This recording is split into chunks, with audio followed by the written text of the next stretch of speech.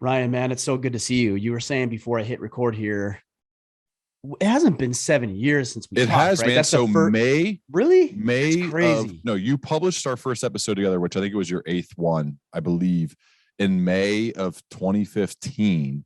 And we both were kind of getting started around then. And now, yeah, like 7 years, man, which is nuts. That's why I became a fan, like right as we started talking, and to see where you and the whole movement and everything you're doing is compared to then. It's just that, you know what it is, man. It was really cool to me.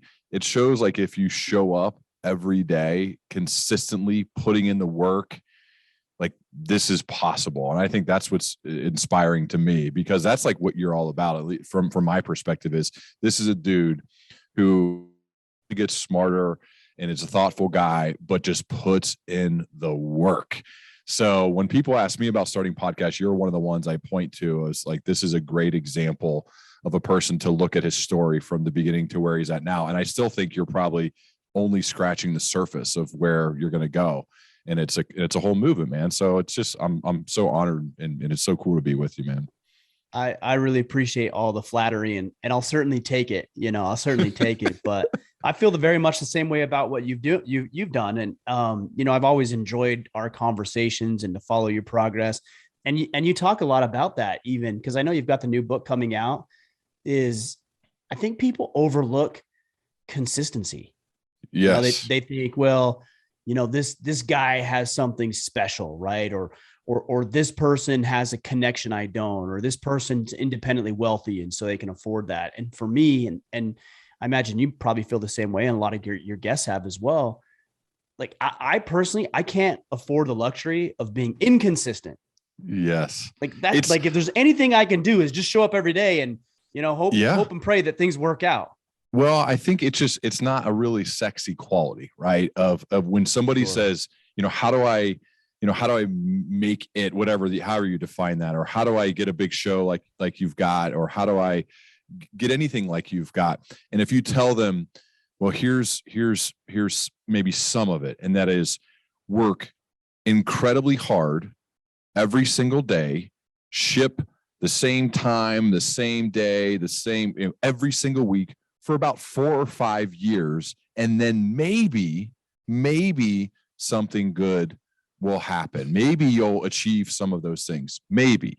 So think about that though. Like how much work goes into you shipping consistently every week? When I mean shipping, like shipping, whether it's your book or books, your podcast, like everything that you do, the events you host, right? All of that takes constant, consistent work every day, essentially.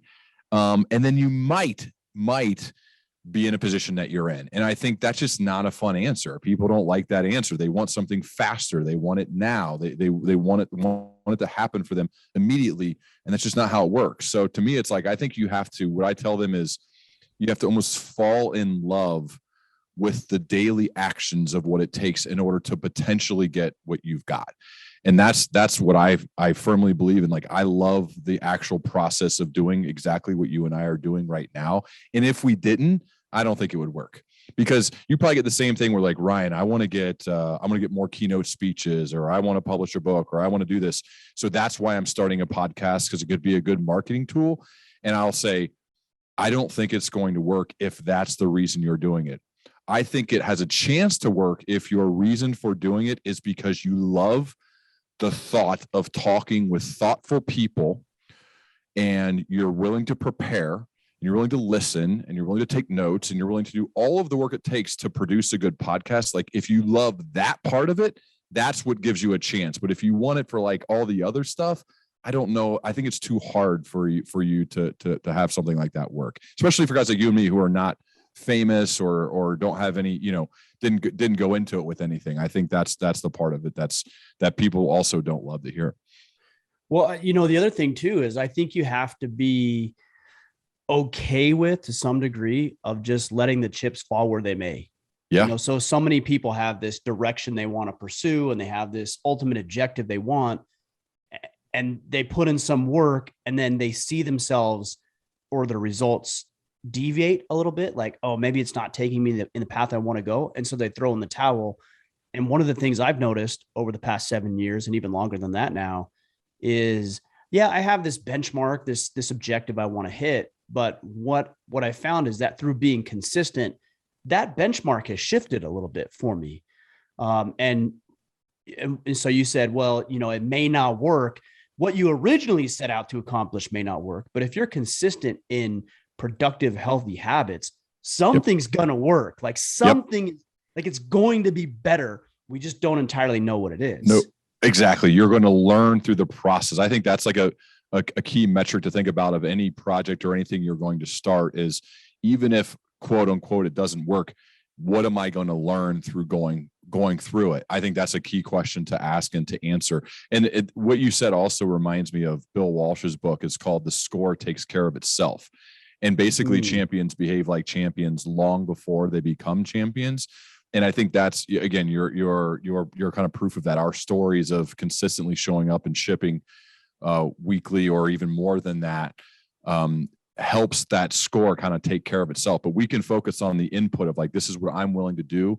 And then, as you said, the chips kind of fall where they may. And I'm a believer that the score will take care of itself if I consistently work at trying to produce something that's useful for other people and helps them out.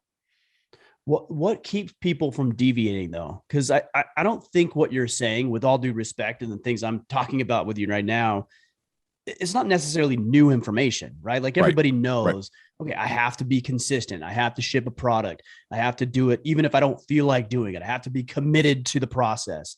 But Yeah. what is it that keeps people from doing it over long periods of time? Is it just boredom? Is it something else?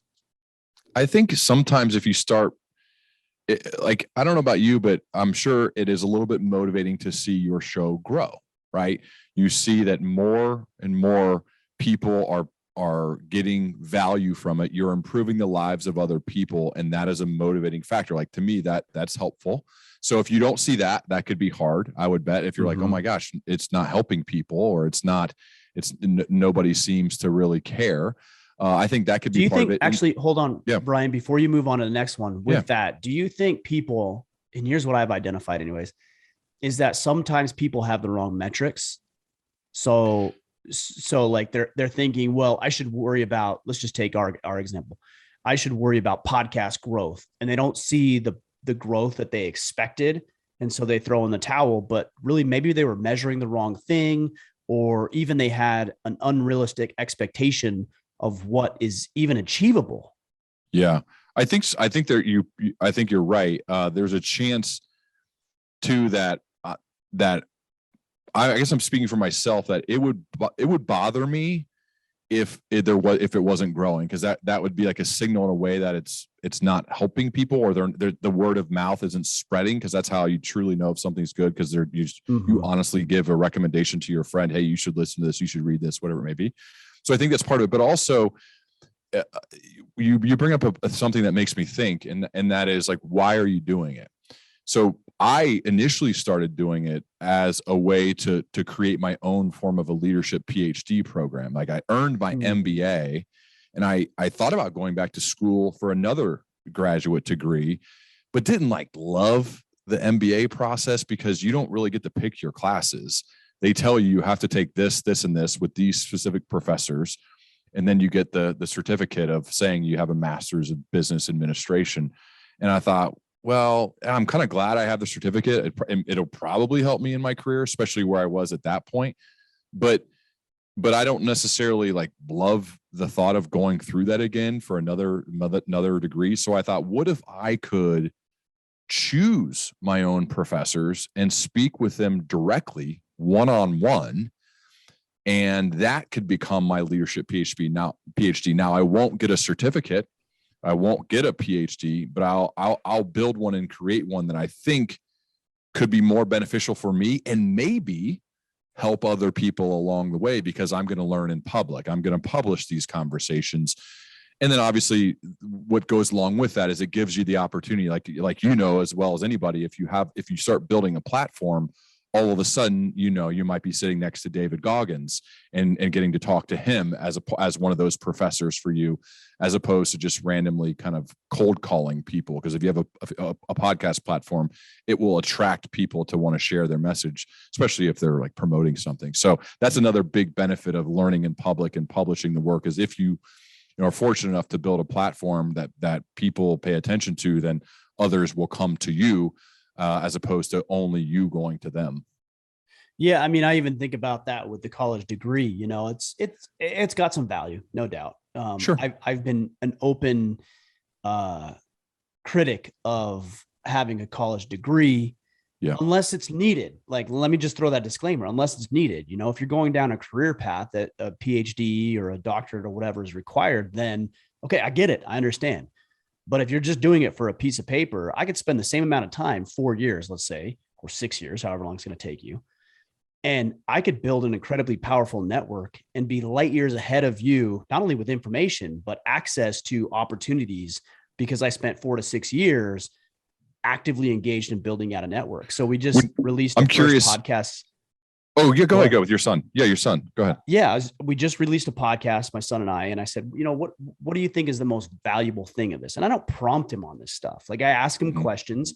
I don't tell him what to answer. And he said to me, well, just like the guys I've been able to meet. I'm like, oh man, I'm so glad that you get that, because you're a 13-year-old kid, young man. I don't like to say kid. You're a 13-year-old young man, and you understand better than grown adults how powerful a network can be if you have the right people in your circle.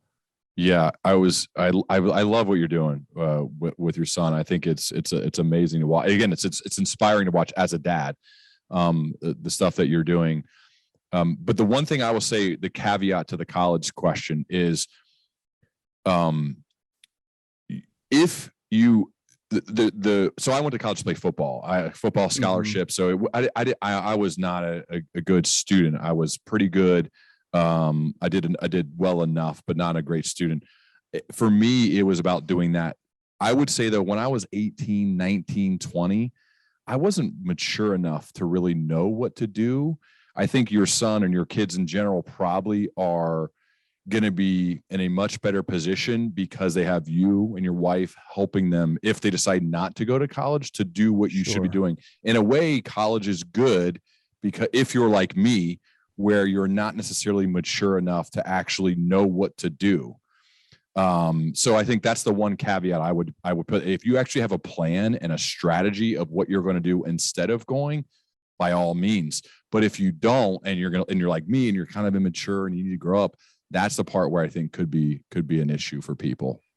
I agree. And I think probably somewhere along your path of acquiring that degree, maybe not immediately because you just wanted to play football, it sounds like, but For sure. You got a little bit more intentional about it. And so look, if you go to college and you're not intentional about it, okay, right. I mean, you could waste 4 years and tens, if not hundreds of thousands of dollars and walk away in the same position you were 4 to 6 years earlier. But if you're intentional about it, then even college, something, again, I've been openly critical about, even college becomes a powerful path, because you're going to build networks, you're going to have information, you're going to open doors to opportunities. I guess I'm an advocate for intentionality more so than I am going to or not going to college. And this a big thing I think about all the time is your who, right? The who, or your mentor board of advisors, or your kitchen cabinet, whatever you want to call it, the people that you build mutually beneficial relationships with. That's really what makes all of this go, I think. I mean, if you look at the people you're surrounded by, the relationships you build, that gives you the greatest chance for things to go well. I remember when I was recording with Jim Collins, one of my literary heroes, I was kind of amped up, and similar to how I am with you, actually, and kind of excited and going on and on. He's like, calm down, bud. He goes, who's your mentor? Who are your friends? Who's your spouse? Who are you spending the most time with? Your who will have the single greatest determining factor in your long-term success or failure. Your who. So really get clear on that. And that's the biggest advice I'd give to my younger self. I give to everybody is, how are you intentional? Again, using that word intentional about the people you're choosing to surround yourself with. How are you pouring into them? How are you adding value to their life so that they actually want to have a relationship with you? That, I think, is key. And a lot of it's when people say, oh, it's not what you know, it's who you know. Like, I don't like that when it's said in a cynical way, but that is kind of how life works. Like, if you build solid, great relationships with people, I think your odds of things going well go up. And I don't think there's anything wrong with that. When I was in hiring positions, when I'm in hiring positions, I'm thinking about that. Like, who do I trust? Who do I believe in? Who have I built relationships with? I usually call them first, right? Why wouldn't you? I've been called first on the other end of that. Like, I think that just makes sense, and that's human nature.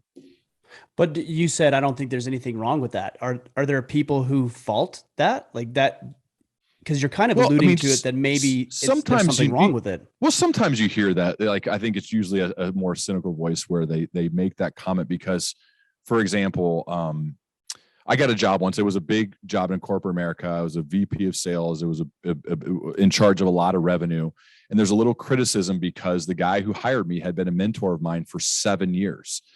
And I built a relationship with him for 7 years where we met quarterly, and he really helped me. And the interview process kind of got fast tracked, and people said, "Oh, it's not what he knows, it's who he knows." And to an Oh, extent, got it. they were right. I mean, they were Of right. I course mean, they're right. That's the point. he hired me because he believed in me. He trusted me because we built a 7-year relationship. So I think people got upset because they felt like the interview process wasn't fair. Well, in a way, it was like, well, I've been interviewing for the job for 7 years. That's how I got it. So I would say that's the thing to think about is I didn't go into that relationship thinking like, I hope this guy hires me someday. I went into it thinking, well, he's a really thoughtful, intentional guy. He went to Harvard and West Point. He fought, overseas. He did a lot. And so I was impressed by him, and I worked hard to build that relationship because I wanted to learn from him. And then that turned into eventually someday a job. But yeah, there were some people who didn't like the process because of, it was fast tracked and it was probably because of our relationship and not about like the so-called interview process being fair. I mean, look, for me, when I hear it's not fair, I'm like, good. Yeah, I don't want it to be fair. I want to tip the tables in my direction. Why would I want a fair fight? Like, yeah. Well, I mean, it's like the old adage of bringing a knife to a gunfight. It's like, no. I want the guy to bring a knife and I bring a gun. Like, I want it to be unfair. Exactly. And the other thing too is, man, like, what were you doing the last 7 years? Like, right. I know if I am going for a job and the other person who's going for it had been building a relationship with the person making the decision for 7 years, dude, I'm not winning that. I'm not getting that job. Like, that's life. Like that's how it, like, it's just not going to happen. I mean, so I think that's, I like to read books about like the building of companies. There's one on HBO that just came out called Tinderbox, and it's the same thing. Like all the people who built that from the beginning, and when they started hiring others to help them build it as it grew, who do you think they were calling?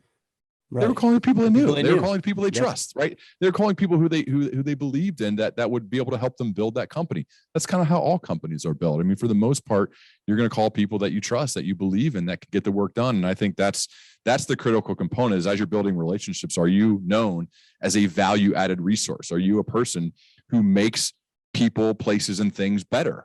And so that's how I would try to approach like building a career is every person I meet, am I helping them? Am I making them better? Am I adding value to their life? If not, well, then it's kind of on me. It's my fault for not going well. It's not anybody else's. So that's what I mean by that when it comes to kind of the who versus the what.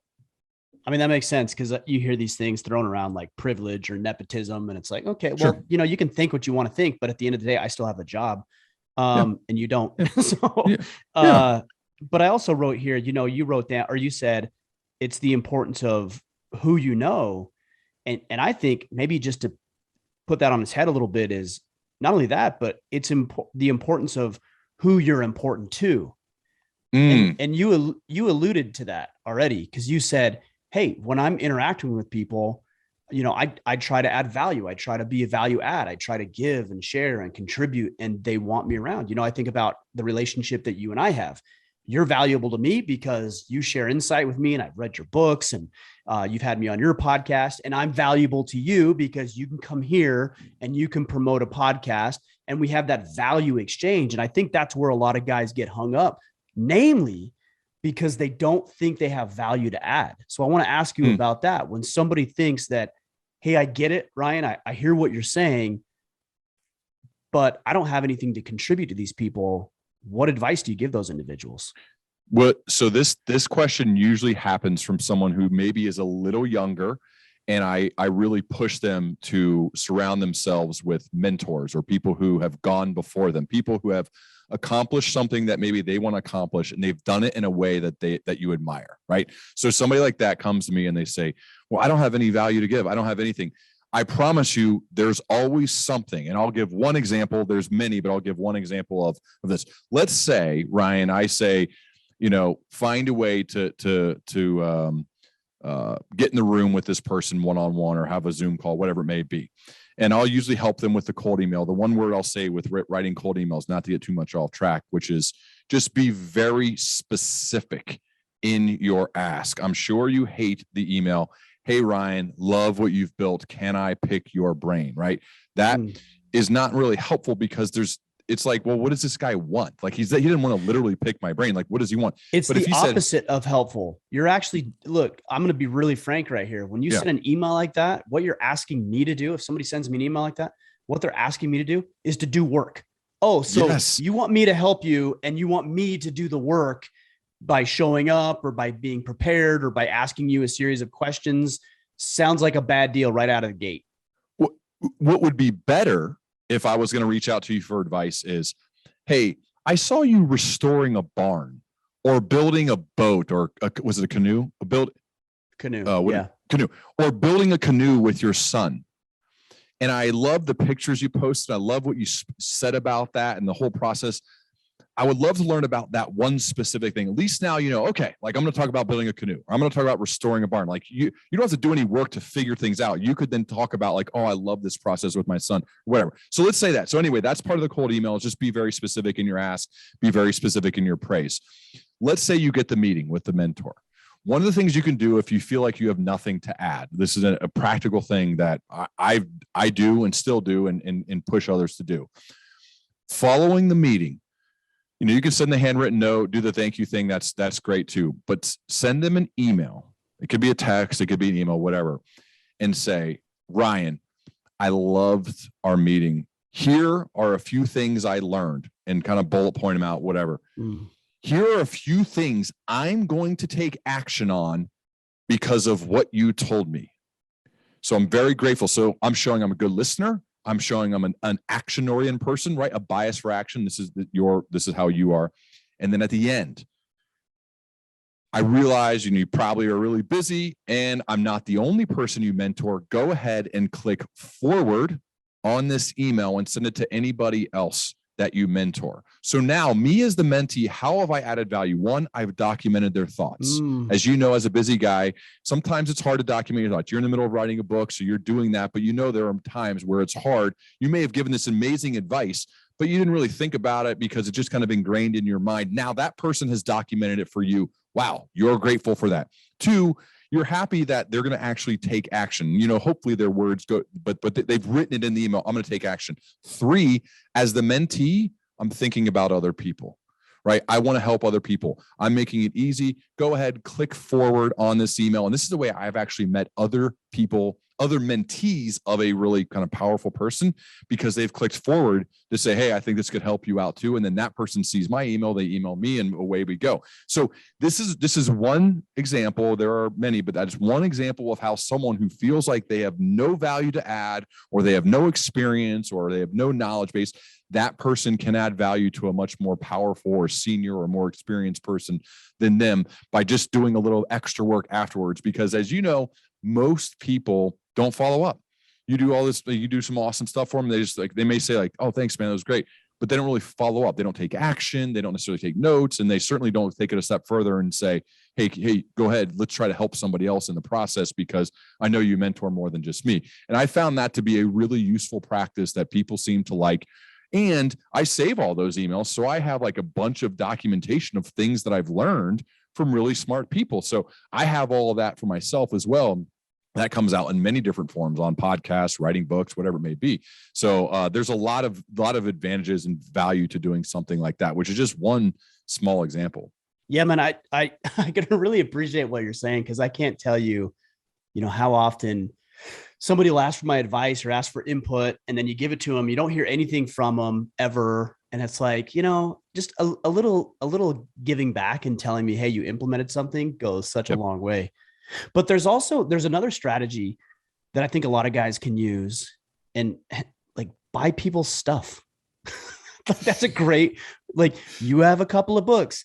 I have a book. You have a podcast. We all have courses. We all have programs. We all have email series. We all have this. So if somebody buys, for example, The Pursuit of Excellence, and they want to get to know you, a great way to do it is to buy your book, read it, and then shoot that email and say, hey, Ryan, in chapter 3, you talked Yes. about focus and discipline. And you said this one thing and shared this story. I have a very similar story. And, but I did have one follow-up question. That's a Yeah. great way to get you in the door, because it proves to me, okay, you're willing to buy, you're willing to invest in me, which makes me a little bit more likely to invest in you. Completely, as well as it's helpful to see what resonates with people. Like, as you know, in the book writing process, when you live in the material for a while, you can kind of forget what's going to resonate most, or you don't really know. So I'll have people send me, hey, I read your book, and here are like my notes, and they'll send a couple pages. That's very valuable to me. It's super helpful for me to see what resonated with others. And it's a good reminder, because again, you're living in the material, especially if it's for a past book and not the current one. That stuff's super valuable. And the likelihood of me responding is 100%. If you do that, it's 100%. So, but let me ask you this, because you said somebody sent a couple of pages, and I'm not trying to be arrogant when I say this at all. I'm trying to give guys the best information I can here. When if somebody sent me an email with pages of notes, I wouldn't get to it, man. Like, there's no, I mean, no like way the attachment of like a Word doc to see like what resonated. You can scan it like in 2 seconds. You know what I mean, though? Sure. Okay. But like, I don't save that like in my book folder or whatever to say like this what resonated. So I'll look at. I'm not going to read it word for word, but I will look and see what resonated most. I'm not talking about in the body of the email being pages long. No, that's not what I mean. Got it. I'm talking like, hey, see the attached document. Here are my notes. I really resonate. And then maybe they highlight one thing in the body, so it's not too long to where you're not going to respond. But I'm with you. Yeah. If there's the novel within the body, it's I guess you could maybe get lucky on the day when it's a slow day, but there aren't many of those. So for who? It's probably not going to happen. Like, who's going to have, who has a slow day? Like, the guy that has a slow day is probably not the guy that you're really wanting to reach out to anyways. True. You're right, dude. You're right. So I always suggest to guys, like, all right, get to the point, get to it quickly, and ask me something as succinctly as possible. Like for example, if you said to me, hey, what's the one best piece of advice you ever received? I'm less likely to answer that than, hey, I started this podcast and I'm having a hard time getting a hold of this individual. Is there one specific question or sentence you've used to get people's attention? Yep. Got it. I can answer, but I can't answer, hey, what's the one piece? Because I don't know what you're looking for. Well, as well as it's with specificity, right? That question's very specific. Right. That's what I say. Be specific in your praise and specific in your ask. Like if there's something you like, what is it exactly like? What's specifically about it? As well as your praise and your ask. I think it increases odds of a response when you can do that, and obviously as succinctly as possible. I like what you did in the book. You really broke it up into some pretty good parts. So you talk about the build, the fuel, and the chase. And I naturally gravitate more towards the build. I enjoy the building process. I enjoy seeing things grow, seeing things progress, looking at my metrics, seeing those things improve.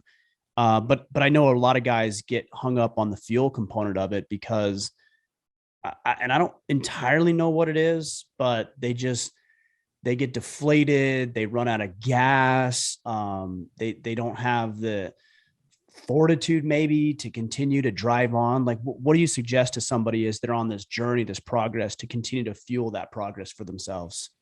I think this is an individualistic thing, similar to what we said at the beginning. Is I think, I mean, we've heard like the phrase "fall in love with the process," but the reason that I think that is said a lot is because there's a lot of truth in it. But to me, like somebody said, well, friends who have regular jobs will say like, well, do you get to kind of take off around Christmas and New Year's? And I'm not trying to like sound weird, but I'll say, well, I do what I want to do every day. So like, why would I want to take off from doing what I want to do? Like, I'm going to continue doing it. Like, am I not like meeting as much or doing some of the things that aren't as fun? No, I'm not doing that. But change it a yeah, little I'm bit. still in my office every day, working every day, at least for a part of the day, because this is the stuff that I would do. This is what I did when I had a full-time job. Like, I would yearn for these moments when I could work on the stuff that I love, whether it's writing or preparing for a podcast or recording a podcast.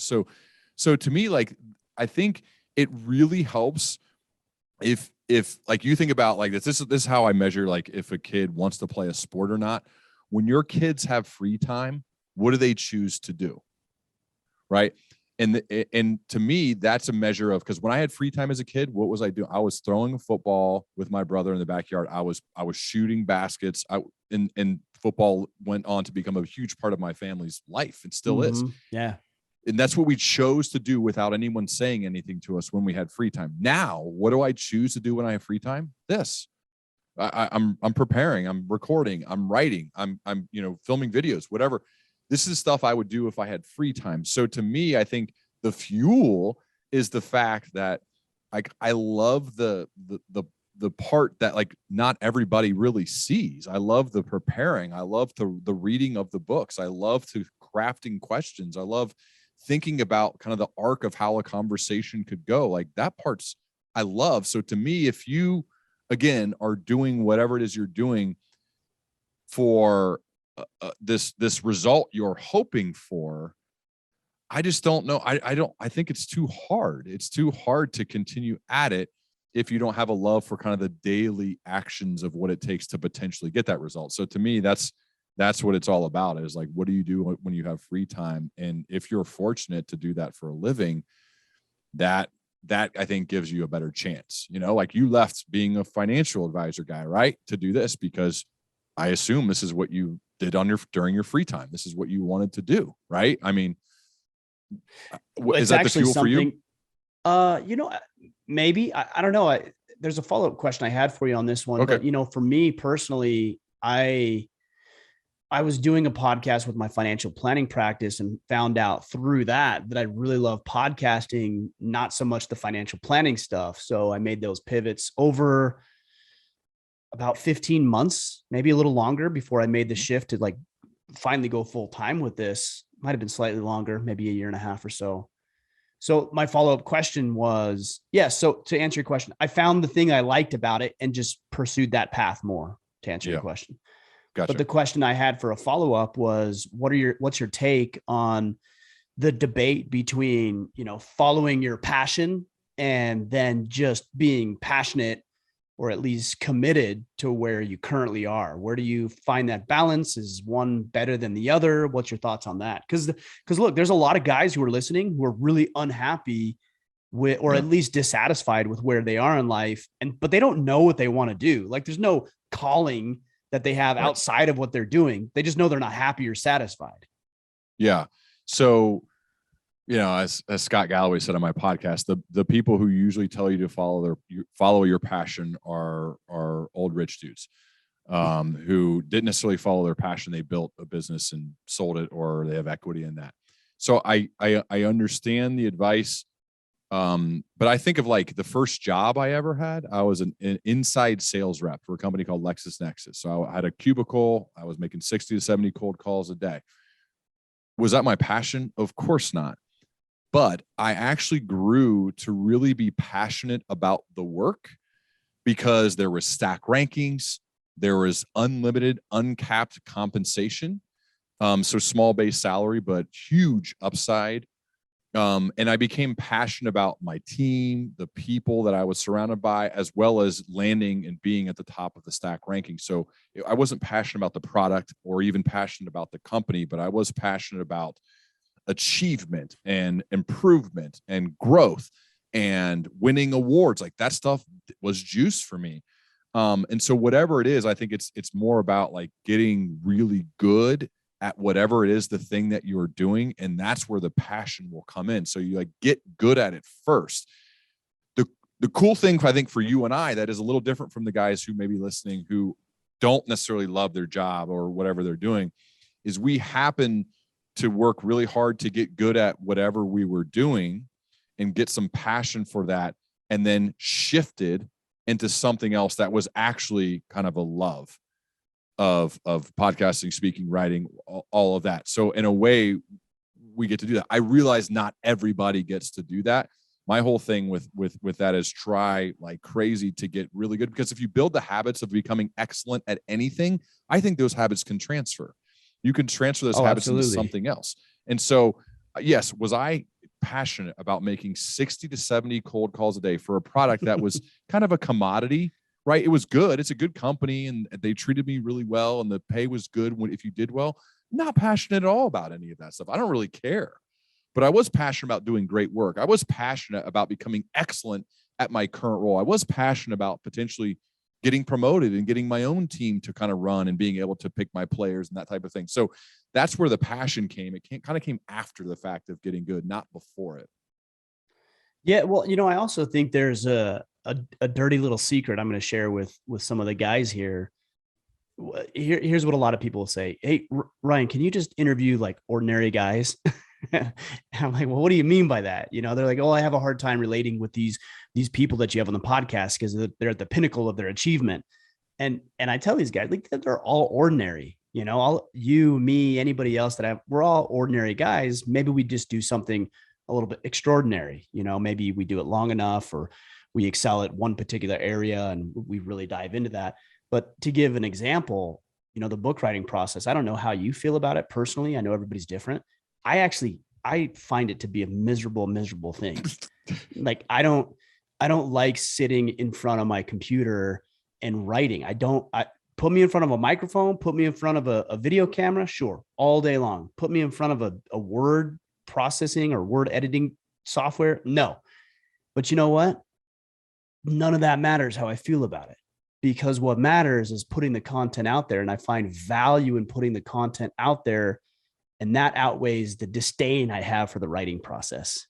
Right. I like having written. I don't like writing. Sure. Yeah. I think that's what it is. I like the result but I know what it takes to get the result. And just like I'm willing to do it and you're willing to do it, there are parts of the process I enjoy. But the reason, I don't know about you, the reason that I write books and will continue to write books is because it's so hard.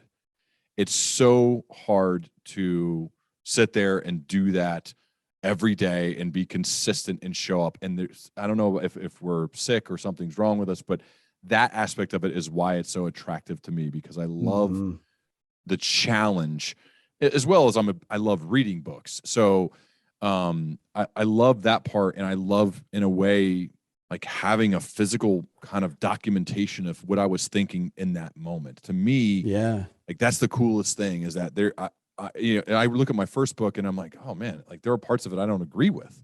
And that was just a few years ago. And I think that's the way it should be, where you kind of, you grow and you learn more, and like, well, like the foundational kind of core value things, those don't necessarily change, but there are parts and elements of the stories that I don't always agree with all parts of it.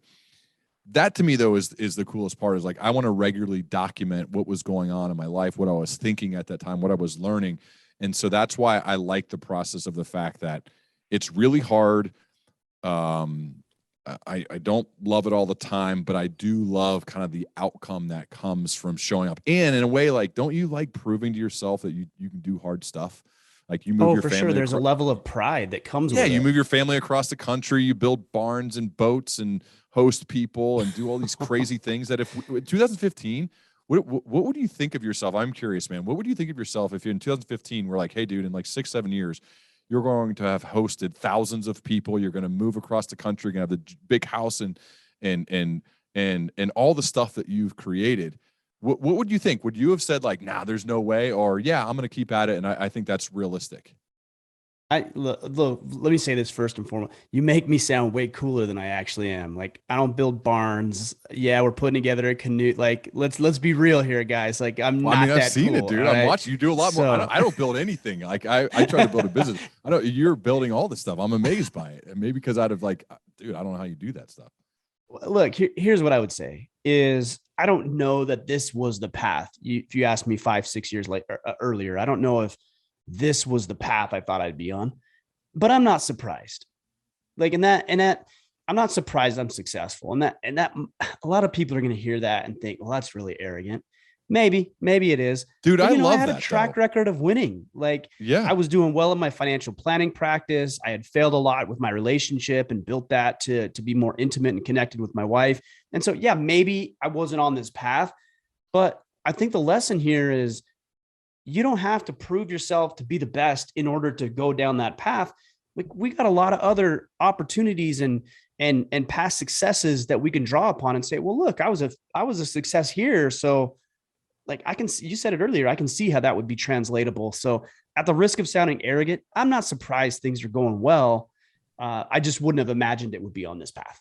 I I had an interview one day with a guy. I remember at a Starbucks, and this guy was like a head of a company, and he wanted to hire me to leave the company I was at, and he said I like to kind of like ask questions during those, especially when you have some leverage where they want you to go. And I said, well, Sure. like, what is it? Like, I was still kind of early, and he said, I hire people who have had success in multiple life categories because I'm Mm, certain they'll figure out a way to make it happen at my place of work. And I've never forgotten that. Where he's like, if whether it's on the athletic field and then in the business world and podcasting, but whatever it may be, because you have kind of a this kind of mindset and these foundational kind of belief system of getting up and going to work and finding a way and figuring it out and not complaining or making excuses. If you have that mentality and that mindset, and then I pick you up and I set you down over in this job or this other thing here, my guess is you'll probably figure it out. You may gather up the people who you need to help you out. You may do some of the things on the side. You'll work extra hours if that's what's called for, right? That, and so I feel that way exactly. Like I look at that when I've been making hiring decisions and I've seen people have success in multiple life categories. I'm like, they'll probably find a way.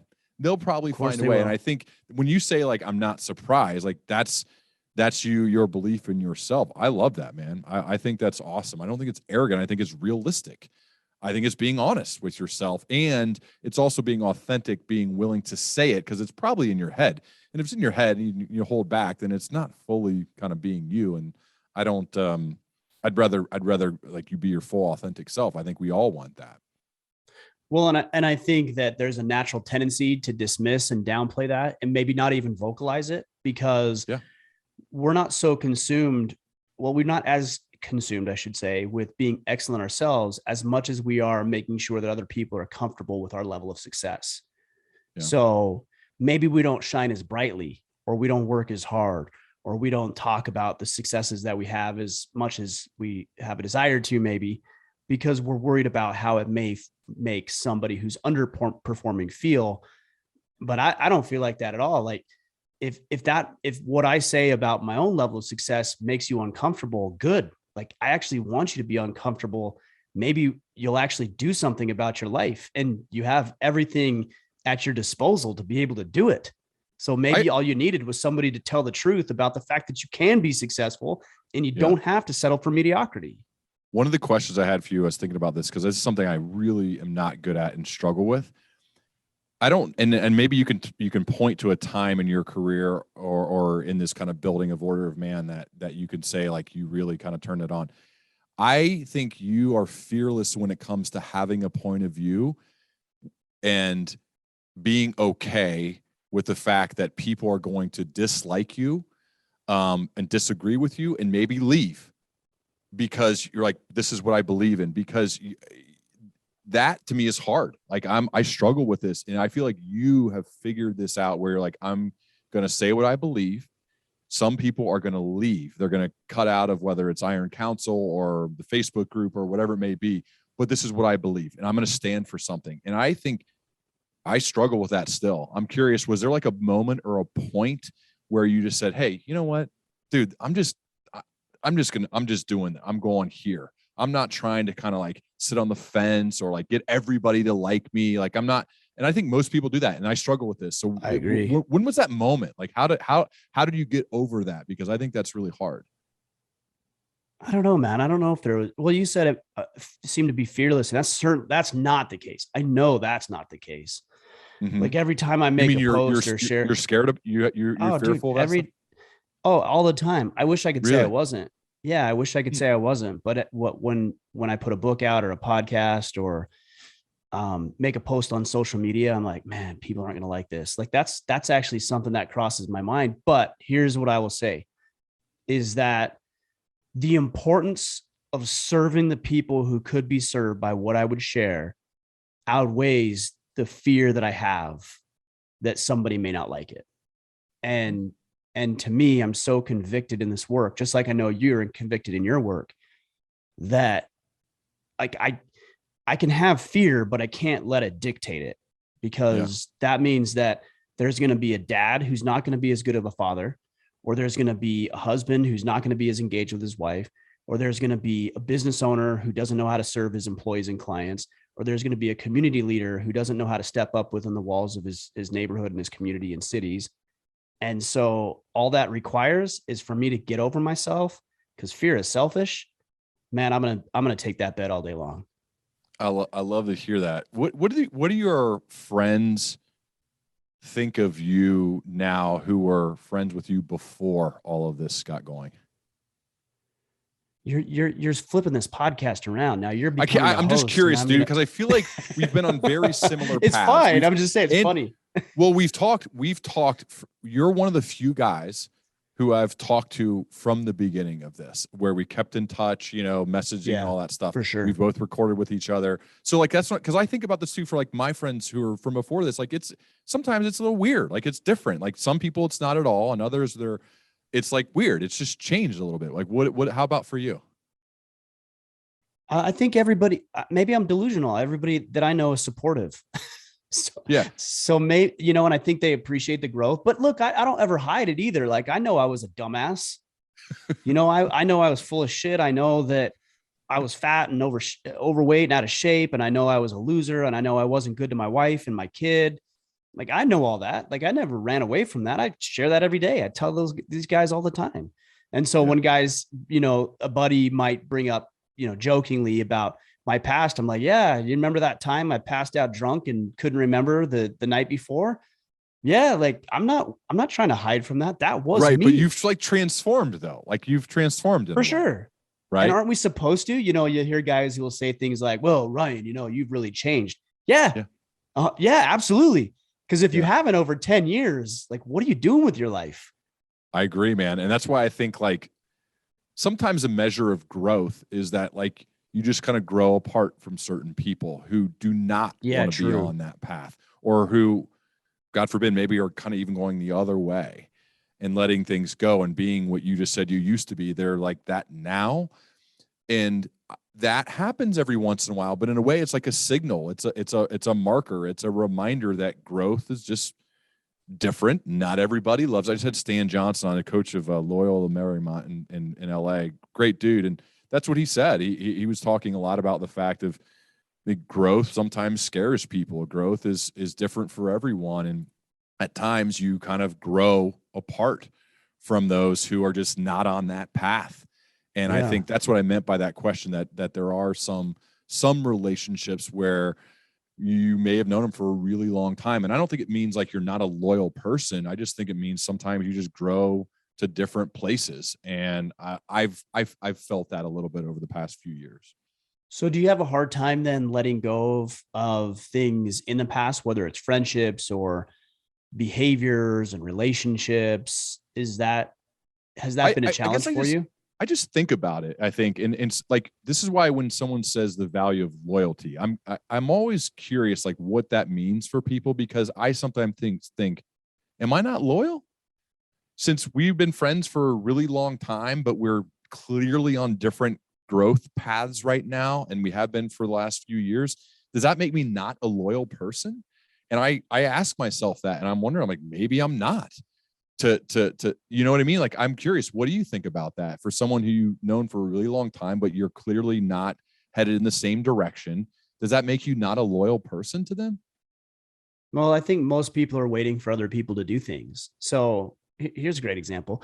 You reached out to me several months ago about the book, and I messaged you back and said, "Yeah, let's do it." Yeah. But we hadn't talked for a long time actually before that, and Right. so I think I think knee-jerk reaction, a lot of people would say, oh, well, he's just reaching out because he wants something, right? That's what people would say. Sure. And but successful people don't do that. I don't think, at least in my experience.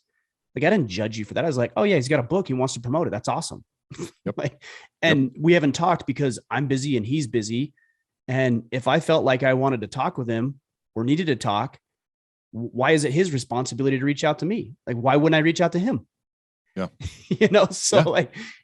But that's a successful mindset. A loser mindset is like, well, he doesn't care about me. And when's the last time you reached out to somebody else? Well, no, because I've been busy. So you're excusing your behavior, but you're looking at somebody else through a different type of judgment lens that you're not willing to look at yourself through. It's not a right thing to do. Yeah, it's a really good point, man. I like kind of the ownership mentality there, right? You're owning the part of it. And I think too, with those like we have a relationship, like it goes back many years now, where it's like, yeah, I mean, I tried to be very clear, like, got a book coming out. I'd love to talk to you about it. You have a massive audience. It would be great. And I enjoy talking to you. So it's like win, win, win. Hopefully I can add some value to the audience's life. But yeah, I think I'm with you. It's like and I also am a believer too of this. There is plenty out there for all of us to win. Plenty. This abundance mindset, I feel like I've learned over the years. There is so much out there, like even in like the keynote speaking world. I always am trying to like get people on stages, like friends and others who are doing it. There are plenty of stages and plenty of opportunities for all of us to kill it. That's the way that winning happens, is like, let's try to help one another. And I think the same way with you or whatever. And because like, I'm just a big fan, man. I'm a big fan of what you've done, because I admire people who put their head down and work, because I think it's rare. And that's another reason too, that I'm like, dude, I'm a fan of a guy who puts his head down and really works at it for many years, and then, sees the difference he's making in the lives of so many people. Well, I think that's another, you're touching on the value that you can add in addition to what you already talked about is, if there's an opportunity this weekend to speak, and you already have a speaking engagement. And I don't speak a lot in public, so I know you're obviously way more versed in that. And you can't do it. Like, why wouldn't you give that opportunity to somebody you care about? Like, talk about a way to add value. It's like you wouldn't, I wouldn't just say, hey, sorry to the venue, I can't make it. I'd say, I'm sorry, I can't make it, but I've got 3 guys who I think would do an exceptional job. Or maybe they want something that is not really in my wheelhouse, but it is in yours. Sure. Boom. Right. Great opportunity to go, like, I'm not going to say, oh yeah, I could talk about something that I don't know a lot about, but I know like 3 or 4 people that are world-class. Well, you should talk to them and have them do it then. Like, that's the part of you. By the way, do you want to do that more, or you just don't want to do that? You don't want to be traveling around speaking on stage? I don't like to travel that much, frankly. Yeah. That's the biggest thing, is I just don't enjoy I want to be here with my kids and my wife and do podcasts and have guys come to events. And that's like what I want to do. What's your event schedule for 2022? Like, what are you going to do? Most of our events happen in the fall, just because it's cold any other time. So they happen in the fall. We've got 3 or 4 different events scheduled. We've got one late spring event scheduled. So we've got like 4 or 5 events here next year. It's going to be wild. So I love having guys here. I love that 100%. As far as going other places, not something I particularly enjoy. In your books, September-ish, is that right? That's going to be part of the deal, is traveling around and doing podcasts and doing interviews. And I'm like, dreading that part of it. Yeah, dude, how's it going with the writing? Like, I saw you just posted you're kind of halfway through. Are you? Halfway. Like, where are you at? It's good. I write. I was going to ask you how you write, but I write at least 1,000 words per day. That's my goal. Wow. Without exception. Huge. Yeah. Okay. And so I'll write the book in a little over 60 days. That's my goal. Because I can't do it any other way. I can't draw it out. I can't like have a book. Are you a big outliner? Do you have a big outline to kind of to get you started, or what? Okay. I have a good outline, and then I write, and then it changes as I write. I'm like, like I had 5 chapters that I actually just got rid of completely just yesterday. Wow. I'm like, I don't have the space for that. I don't I don't want to go that deep. It doesn't fit. And so I pulled a bunch of stuff out. So it morphs over time. How do you write? Do you do it Yeah. differently? When I'm in like, okay, it's time to go. It is a 7 day a week, every day thing Mm-hmm. of I'm sitting Yeah. down, and like there's usually like two different times of day. So I like it to be right when I wake up. So, stretch and drink some water and then get to it for at least like, even if it's like 30 to 40 minutes to make sure there's not a Mm-hmm. blank page. I'm also a stop in the middle of a sentence writer, which I learned from other writers, which is essentially never start from a blank page. So I always try Oh, to that's interesting. stop in the middle of, even if it's in the middle of a story, because I know I could pick it back up. And then Sure, you if won't there's lose something like anything. if there's something I don't want to forget, I'll always be taking notes like on my phone or writing it down to make sure I have the notes so I don't forget something that could be a cool story. But then I'm also like, the research process happens before and during. So I'm constantly out there looking for stories, for ideas. I'm obviously drawing from my podcast and then trying to create the narrative off of, okay, I'm a story science practical application speaker and writer. So whether it's on stage, there's the story to grab you, the science proves that the story is true, and the practical application answers the question, so what, why should I care, how does this impact my life? Mm-hmm. So if you speak and write that way, that's like a good kind of process for me to try. I don't get it right all the time, obviously, but that's like the goal, the method for me. And so if you look at the bits within this latest one, like the best ones kind of follow that. Not all of them do, but for the most part, that's what I try to do. But yeah, I have to do it every day. I keep track of it. I send it to a writing coach. So like there's an accountability part of that as well. I send it, I hire an editor to help me before I send it to the official editor at my Yeah. publisher, McGraw Same Hill. thing. So like all those things I try to do. And then I, give it a last pass before it goes to the full blown real editors, I guess you'd call them. But it's a Right. process, man. Like that's like we said, like it's so hard to do it well. That's kind of the attraction, right? In a way, like I'm attracted to try to doing the hard stuff that it just really pushes me. It really challenges me to do it. And that's why I like to kind of push my edges in a way to be doing that. Yeah, I think anybody who's successful is probably going to push towards those things that they aren't comfortable with. You and I actually do it very similar then. Like I never heard of that stop in the middle of a sentence or a story. I like that idea. Yep. One thing I did to help me, because I know that if I come to a blank page, it's going to take me a lot longer to ramp up and get those words and get the momentum going for the day. So what I typically do is I'll stop at the end of a story, unlike what you just talked about. But before I close my computer for the day, I'll usually put 3 to 5 prompts on the Love screen, it. bullet points of things I would need to talk about tomorrow, Love whatever it. the chapter I'm on. So Kind of similar concept. like getting ahead of it a little bit, like creating like Yeah. whatever process you need to create to start like running, as opposed to this slog that sometimes happens in the writing process where you're sitting, you're like, oh my God, like I don't know what I'm gonna do here. But like if you help, like it's like the friction is like James Clear talks about is kind of lacing up the shoes and starting the run. Once you're running, Yeah. you can usually continue to run. It's a little easier, at least. I mean, I know it hurts, but you can keep going because you built momentum. The same thing I think with writing is like trying to figure out ways so that you're not just sitting there ice cold, lacing up the shoes, getting started. You want to try to start mid run. In a way, I view writing that way because it's hard. It's just really hard to do it in compelling fashion. But I think it's super rewarding when you can, have that physical artifact of this is what I was thinking at this time. And I was willing to kind of put it out there for others to judge. Because people, as you know, they're not afraid to write bad reviews on Goodreads or Amazon. Like they're not afraid. And those hurt. I'm not gonna lie. Like at times they hurt, but in a way, it's good. It's good for you to say like, okay, this is like some honest feedback from people on the work that you kind of had the guts to publish. I don't know. I don't know if I agree with that because like I don't know those people. Like they have True. no credibility with me. They Yep. might be true. They might be right. I'm not saying they're wrong. I'm just saying that I don't know their motives. And so I Right. have to take everything they say with a grain of salt. But I'll tell you what, somebody who I really respect and trust, like my wife, for example, I'll usually write for a couple of days and I'll say, hey, can I read some things that I wrote? And she's like, yeah, I don't know that she particularly enjoys it, but she's willing to entertain it. And so I'll read it to her and she's like, oh, it sounds really good. I'm like, okay, thank you.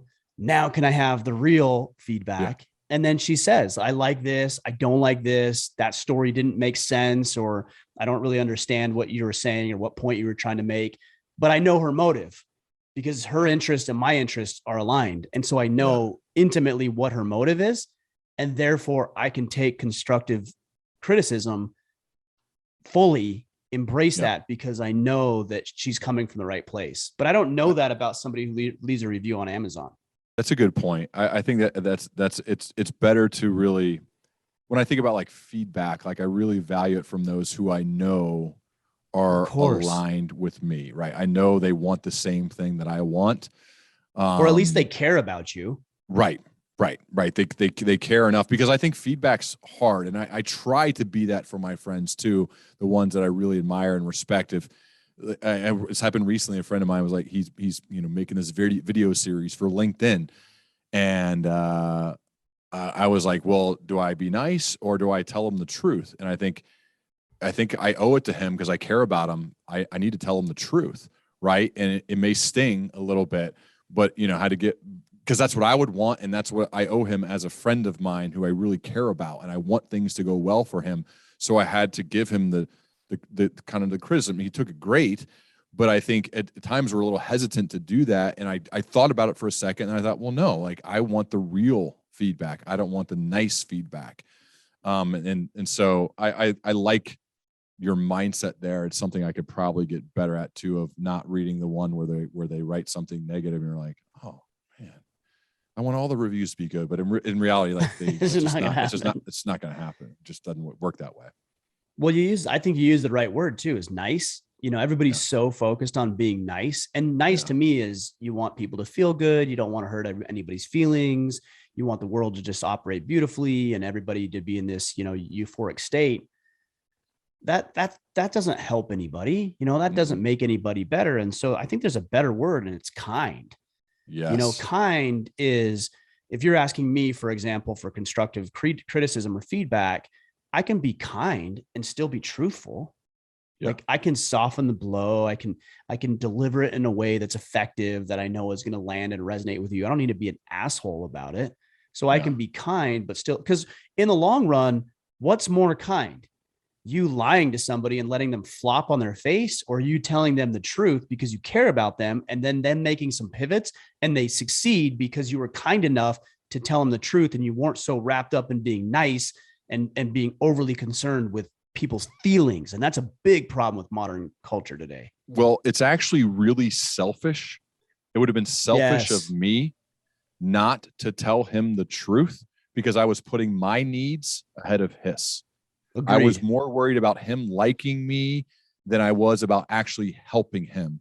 And so I think the best teams that I've ever been on, whether it's sports or business, whatever, they weren't selfish in a way where they cared more about what you thought of me versus just telling them the truth. It's like my friend Brooke Cup's a great basketball coach who I love, and he's become a really valued friend of mine.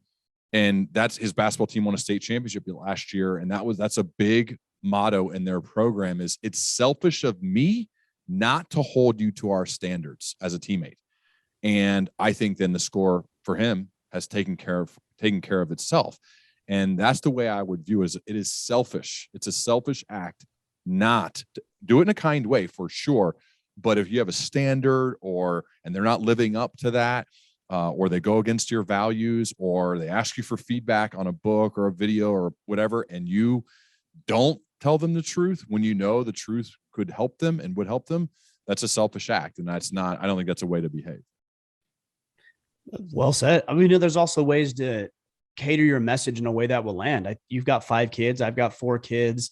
I think about that with each of my kids. I can get in my oldest son's face and say, "Hey, man, this is what's wrong," and he's like, "Got it. Check. I'll fix it." But if I did that to my youngest son, he's gonna laugh in my face and then go out of his way to like spite me on purpose because he's a little rebel.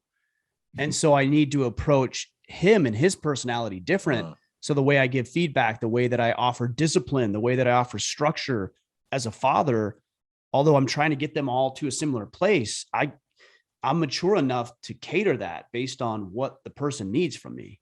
what do you I know you've talked about this, but I'm curious just to talk about it now. Like when it came to your son, Brecken, your oldest son, kind of like how he transformed his body. And this could be a really touchy subject in America today with guys, girls, and everything in between. Yeah. That only comes though from within. Like he had to be intrinsically motivated to do that work. 100% And it I think was. it really helps though to have probably people like you and your wife in his life. What advice do you give to someone who has a kid who maybe needs to make some sort of transformation physically because it's just more healthy? Which again, I know people seem to be afraid to talk about, like we need to work out and eat healthy food in order to, especially if we need to go to the COVID place. But that I had COVID, like I think that helped me beat it pretty quick was I work For out and sure. try to eat decent. But Of like for a course. kid, what was like your overall mindset that helped him make the choice to transform himself? Just honesty.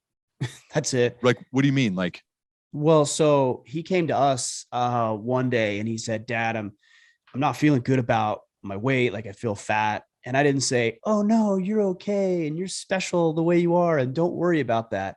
Cause that's a lie. Like he was fat. And so I but he said, came to you yeah, first and said that? he came to us. Yeah. Wow. Wow. Because he Okay. wasn't confident. Like Yeah. we knew it. He knew it. He hadn't Yeah. vocalized it, but everybody Yeah. knew it. Yeah. And we tried to foster an environment where they can tell us things free of judgment. You know, we still Sure. have to administer discipline and structure, sure. Mhm. But at one point he felt comfortable enough to tell us. And I didn't say, you know, it's okay. I said, yeah, you know, you are getting a little heavy and I can see why you would feel uncomfortable and lacking confidence. So what are you going to do about it? Like it was Wow. never like soften the blow. It was never, it's okay. We'll help you, or maybe we need to go have a therapist or something. Like that wasn't appropriate in that moment. But what Wow. was appropriate is saying, yeah, I agree with you. And I'm glad that you recognize it. And so there is something that needs to be done. What are you going? It's your problem. It's not my problem. What are Yeah. you going to do about it? He says, well, I'd like to work out. I'd like to eat better. And I'm like, great, not good enough. Like what workouts? What kind of food? And so he started working out and doing CrossFit with his mom because she mostly does CrossFit. I train a lot of jiu-jitsu now at this point. And then we just started eating better. He made those choices, but 99% of it was on him. But we never enabled poor behavior or lied to him about how healthy he was or wasn't. Like we're really truthful with him, again, in a Wow. kind way that would resonate with him. Wow. That's awesome, man. Cause I have to imagine like the confidence level of like, it just changed. It's like life changing. I would imagine. Absolutely. And then to see him now, Love you it. know, it's hard. It was hard to tell him that because you don't want Yeah. to see your kids suffer. You don't want to see I say your people. That could be your kids. That could be your coworkers, your colleagues, your neighbors. Those are your people. You don't want to Yeah. see your people suffer, but they can either suffer right now temporarily, or they can suffer forever, Yeah. perpetually. And I'd rather Yeah. have them suffer a little bit right now, dealing with the harsh reality of where they are, and then get them to a point where they can develop and build a confidence. So down the You and road, your wife are eventually they can feel better. you and your wife completely aligned in that. Cause sometimes there 100%. isn't alignment there. She was completely aligned. Like, cause 100%. sometimes I'm not trying to generalize, but at times, the maternal instinct, for some can be like, not like you in that regard. You know what I mean? Yeah, no, I agree. I agree. Yeah. But also think about what the maternal instinct is. Like you care about your children. Well, if you care Sure. about your children, you're not going to let them get fat. Yeah. Like, Yeah. like if you care more about yourself, you said this a minute ago. If you care more about yourself, you'll let them get fat because you'll give them all the sugar and all the candy and all the treats. They can eat whenever they want, get no sleep, get no exercise because they love you when you do that. They don't actually love you. They just like the fact that you're giving a bunch of crap. Yeah. And so that's selfish. Yeah. Maternally, even paternally, both, Yeah. is doing what needs to be done to give your child the best chance of success.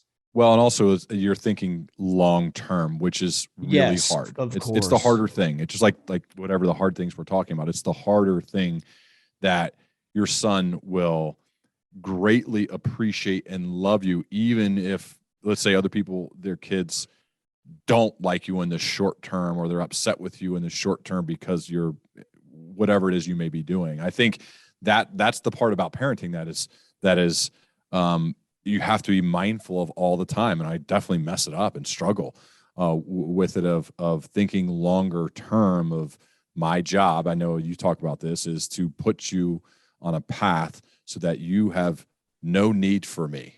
You're completely self-sufficient. You can take care of yourself. Yes, I love it if you want to kind of see me and talk to me and be with me, but you don't need to. You won't need it. You can take ownership of your life. I think ultimately that's like what our jobs are.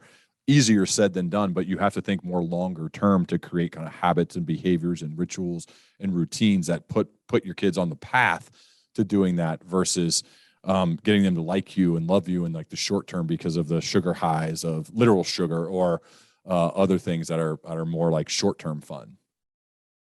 Well, I mean, what's your goal as a leader? I mean, you talk Mm-hmm. about leadership and management and Mm-hmm. pursuing excellence. You talk about these. Is your goal to be liked by everybody? That's not leadership. Yeah. Mm-mm. Being respected, having Mm-hmm. influence with other people, that to me is the mark of a leader, is somebody who can be respected, not feared. Mm-hmm. That's one end of the spectrum. Not liked necessarily. That's the other end of the spectrum, but Yeah. respected falls Like somewhere in a healthy balance between the two. the best football coaches in my life, there were a lot of moments where I did not like them at Of all. course. Of course. But today, those people, I love them, and I Mm-hmm. tell them and we get to still talk. There were a lot of moments where I was like, not into this guy. And I look back now and I realize some of it in the moment because when you win or you score a lot or whatever. And I'd be like, man, I'm so lucky. I'm so lucky to have a guy who cares this much that he's willing to push and push and push, getting me, even though I don't like him, and a lot of my friends don't either. But he's doing it for something greater. He knows Mm-hmm. there's more to that I can do. He has higher expectations for me than I have for myself. And he's doing everything he can, even in the moment, getting us where we don't like him and helping us perform to these great levels and helping kids earn college scholarships or whatever it may be, or helping them learn to develop a work ethic and persevere and deal with adversity. I mean, those things are the foundation of my life because of those guys that I was so lucky to have. That's leadership, man. Like that's what leadership is all about. And I'm so grateful for that. Even if in the moment I was not liking the dudes all the time, but yeah, I love them. I'm so grateful for them now when I look back on like the impact they had on my life. And that's what motivates me and inspires me to be a leader for others because I know it's possible. I know I've lived it. I know what's possible. And to me, like that's what leadership's all about. I agree, man. I agree. I always enjoyed these conversations. I didn't actually expect it to go this way, but the Me fact that we're neither, just dude. I sitting thought here you're like, having a conversation, hitting record, and just having a conversation between you and I think it's going to add value, man. That's what we want, right? We want it to be yeah, valuable for the man. people who would Well, listen. I'm like I said, I'm not trying to blow smoke. I'm just super grateful for you, man. What you do, I'm inspired by it. Likewise, brother. I've love seeing it, and I love talking to you. I'll make it a point to on my end, take ownership to do this more often, because whether we're recording or not, I know I learn from you, and I like I said, I admire kind of the way that you're willing to kind of say what you believe and what you think, and it's not. Your thoughts and beliefs come from a place of doing the work. It's not like you're just randomly spouting off. It's from doing the work and living it. That's why I think I really value it, and I'm appreciative of you. And I know obviously so many others are as well. Thank you, man. That means a lot. And I feel the same way about you and what you've done and your leadership as well. I'm actually really glad that we did this a couple of weeks, I think, after we had scheduled. I cannot exactly remember why I needed to reschedule. I just remember I was pissed that day. And I can't even right now remember why it was. I have to think about it for a second or talk with Brandy about it. But I was like, I need to reschedule with Ryan because I was just, I don't know what it was. Now it's bothered me. Anyways, it would not have been nearly as productive as our discussion today if we did it 2 or 3 weeks ago, whenever we had it initially scheduled. It's all good, man. It's all good. I'm glad we got a chance to do it, man. I'm really glad. Well, tell me where the guys can go to check out your work. Obviously, they can pick up a copy of the book, which I think comes out, is it the January 25th? 25th. January 25th. 25th. The Pursuit of Excellence. Where do guys go to connect with you? Yeah, learningleader.com. It's kind of the home of everything. My podcast is called The Learning Leader Show. So it's all like the home base of books and my podcast and all of that. And I'm super much, obviously, like you, Ryan. I think I get so much joy out of having a long form, thoughtful conversation with another person. So I've done 450 of those over the past 7 years.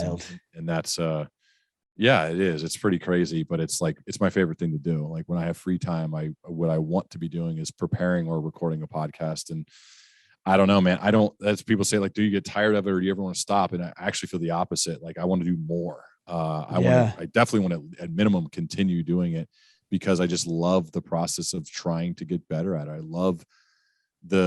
I just love these types of conversations. Like I learn, I grow, I get better from doing it. And so I love talking to a wide array of people who have crazy life experiences that are different from mine and that I can learn from. So yeah, learningleader.com is where all my stuff is. And yeah, I really appreciate you, man.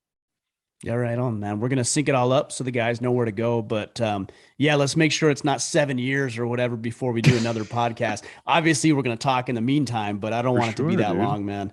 I appreciate all your work and everything you do. I read the book. You sent it to me months ago. You sent me the PDF of it. So, guys, I'm telling you, go pick up a copy if you want to be excellent. You want to pursue something meaningful and something important and do well at it. Like this is a great read to be able to do just that. So, brother, I appreciate you. Thanks for your time today.